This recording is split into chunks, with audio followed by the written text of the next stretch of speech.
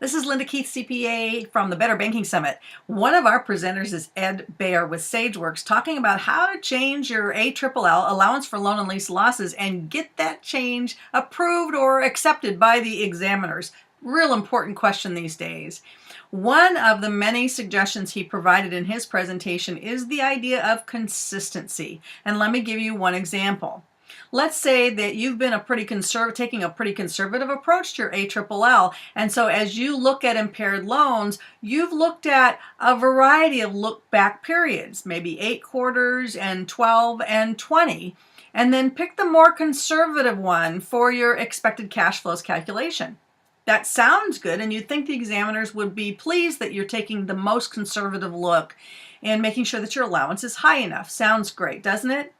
But then later you go to upgrade one of those loans because their more recent history is much better than what you used before, and maybe you used 12 quarters last time and now you're wanting to use 8. Well, now you have a lack of consistency, and you're giving the examiners an opportunity to say, no, we don't agree with the look-back period you chose. Ed recommends that you actually pick one that you believe is going to work for most of your loans. He says the two that are being used most often right now are 8 quarters and 12 quarters.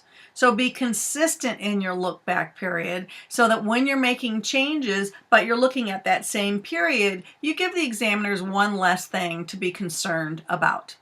That's just one idea for how to defend those changes to your ALLL as things get better and the allowance should be dropping, how to make sure that you're making good decisions and that the examiners actually will buy off on your decisions. That's www.betterbankingsummit.com, where you'll find the rest of Ed's presentation on how to change your ALLL. October 15th to 18th live, and you can get the recordings after. Linda Keith, CPA, hope to see you there.